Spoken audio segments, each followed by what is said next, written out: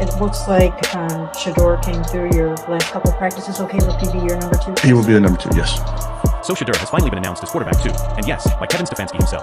But once again, he left every Browns fan shocked by arrogantly avoiding Shedeur's name during the press conference. Why is Stefanski so scared to say it out loud? Is he threatened by Shedeur's rising influence? Does he fear the rookie could take over faster than he expected? Or is this some quiet power move happening inside the locker room? Why can't he just give credit where it's due? Is it ego, insecurity, or both?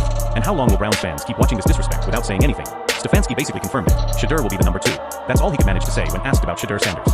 No respect, no appreciation, not even a mention of his name until that moment. Just short, cold, and arrogant like he was forced to say it. Browns fans saw it again. The same stubborn behavior that's haunted this team for years. This is the same Kevin Stefanski who acts like he's running a secret club, too scared to admit when a player shines brighter than his system. This is the same man who was called a gimmick coach by Mike Vrabel. And honestly, where's the lie? Every season, it's the same thing. Bad play calling, lifeless offense, and that blank stare when everything falls apart. And now, instead of supporting a young quarterback fighting through all the noise, Stefanski treats Shedeur like a name that shouldn't even be spoken. Let's not forget how terrible things have been under his weak leadership. Remember that ugly, embarrassing game against the Patriots? The team looked lost, like they didn't even belong on the same field. Stefanski had no answers, no adjustments, just that same poker face fans are tired of. Then came the Shedeur injury drama. How many times did he twist that story around?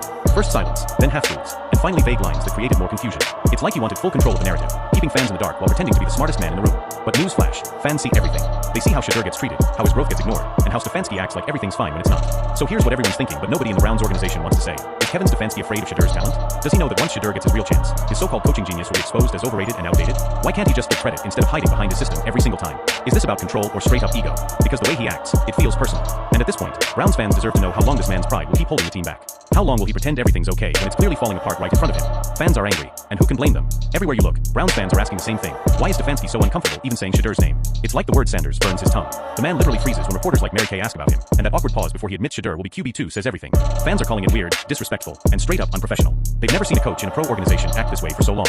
One comment after another points out how Stefanski avoids saying Shedeur's name directly, like giving him credit might expose something he's trying to hide. Fans are done watching a coach so cold and dismissive toward a young quarterback who's done nothing but earn his place. The frustration runs deep now. Fans are starting to lose trust in every word Stefanski says. They call him a liar, a manipulator, someone who hides behind his title while keeping Shedeur stuck on the bench. People are even saying they'd rather see Shedeur leave Cleveland next year, just like Baker did, and actually grow somewhere that believes in him.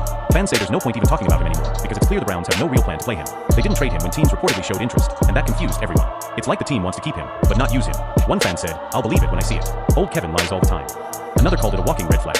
That's where this fanbase is now, angry, disappointed, and tired of fake smiles and vague talk. Now, here we are. The high-profile 5th-round pick, Shedeur Sanders, is officially the backup behind rookie Dillon Gabriel at MetLife Stadium this Sunday.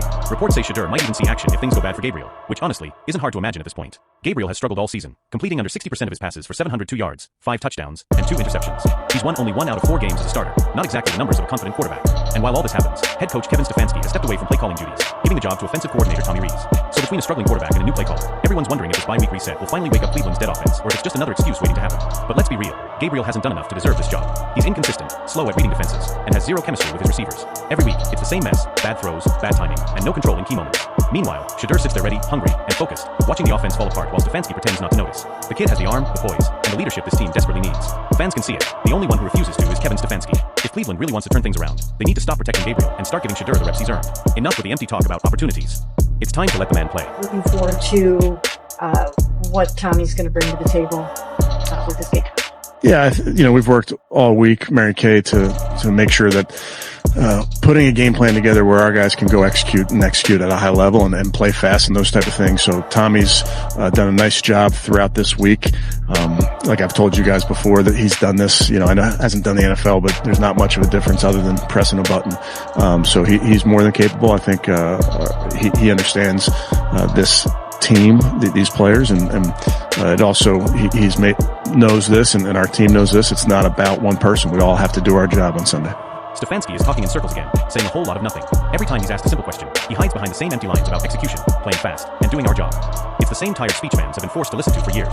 While the offense keeps falling apart, he's now trying to sell everyone on the idea that Tommy Rees, a guy with zero NFL play calling experience, is somehow going to fix everything. Stefanski even said there's not much difference between college and the NFL, just pressing a button. Seriously? That's how lightly he takes it. And that right there shows exactly why this team can't move forward. He talks like coaching in the NFL is some kind of video game, but every Sunday, the Browns look like they don't even know which buttons to press. The offense is still predictable, still lifeless, and still built around short passes that go nowhere. Stefanski Stefanski's tone says it all. No urgency, no accountability. Just another week of pretending everything's fine. And let's be real, Tommy isn't going to save this offense. Stefanski said the same nice things about the last play caller he handed the job to, and that ended in disaster too. The problem isn't who's pressing the button, it's the broken system Stefanski refuses to fix. You can swap play callers all you want, but as long as the same old mindset stays in charge, nothing's changing. The offense can't score, can't finish drives, and can't even keep fans awake. How long are we supposed to believe this team just needs another good week of practice? Why does Stefanski always act like he's above the problem when he is the problem? Does he really think throwing another inexperienced coach into the mix will suddenly turn things around? Because the fans don't.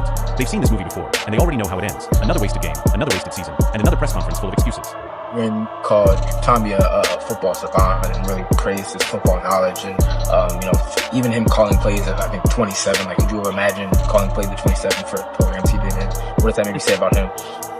Yeah, part of the reason first got to know Tommy was he came out here when he was at Notre Dame, and we just spent a day together talking ball, and gosh, we talked about all sorts of football and scheme and those type of things. And so he's somebody that's grown up around this game with his dad. Obviously played the game at a high level and collegiately has had really great experiences in his coaching stops already. So I just think we're all a product of our environments, obviously, but I think the environments that he's been in have set him up really well. Stefanski sounds more like a salesman than a head coach trying to build a winning team. Instead of talking about real results, he's busy hyping up Tommy Rees like some golden boy who just sounds smart in interviews. It's the same tired routine every time. He romanticizes the past, drops names like Notre Dame, and throws around fancy talk about football knowledge and environments. But where are the wins? Where's the progress? Fans don't care who Tommy's dad is or how many deep football talks he's had. What matters is whether this offense can actually move the chains and score points, something Stefanski's teams have failed to do again and again. It's laughable how he treats these backstory details like proof of success while the team keeps sinking. And the worst part? Stefanski says all this like it somehow excuses his own failures. He hides behind big words, praises everyone around him, and avoids admitting that he's the one who's run this offense into the ground. This isn't leadership, it's pure damage control dressed up as inspiration. How many times will he preach about potential before delivering real performance? Fans are done with these polite speeches. They want wins, not another lecture about how prepared someone is while the scoreboard tells a completely different story every Sunday. I asked Tommy yesterday about when he knew or when as a up-and-coming play caller, when you're ready for that role. Yeah. He couldn't give the coaching perspective on when you make that decision to give somebody that job, but what can you say about being ready from your personal experience and then also when you know a coach is ready?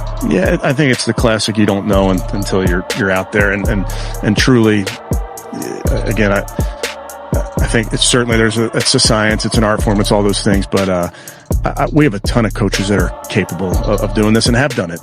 Coach O'Shea's called plays before, Bill Musgrave's called plays before. So that's the nice part where we as coaches can lean on the people that have done it before us. But if you've played Madden, you've called plays. Once again, Stefanski gives the most careless answer possible, turning a serious question about coaching readiness into a joke about playing Madden. That's not leadership. That's straight up disrespect. He talks about play calling like it's some casual video game instead of a job that decides wins and losses every week. This kind of lazy attitude is exactly why the Browns' offense has been one giant disaster. He keeps acting like experience and accountability don't matter. He throws around random names like O'Shea and Musgrave as if that proves anything. None of those guys fixed the offense when they had the chance, and Tommy Rees isn't some miracle worker either.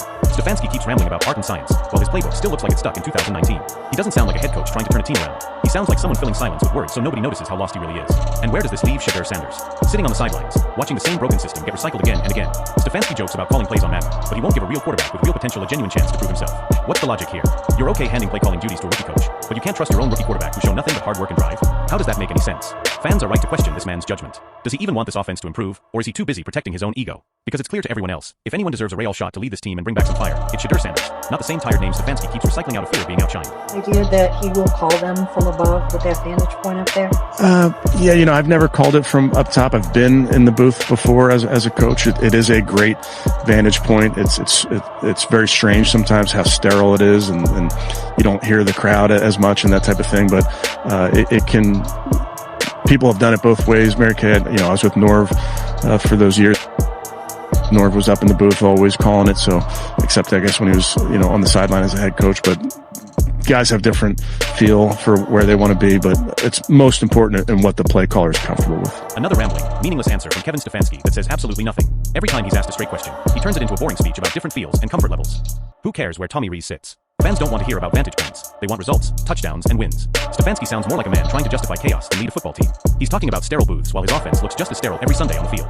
Instead of fixing the real issues, bad play calling, no creativity, no rhythm, he's busy giving textbook answers that don't move this team 1 inch forward. And while he keeps making excuses about comfort and perspective, Shedeur Sanders still sits on the bench watching this broken system spin in circles. Why not let the kid get a real shot? Why keep wasting time protecting coaches and quarterbacks who clearly can't get it done?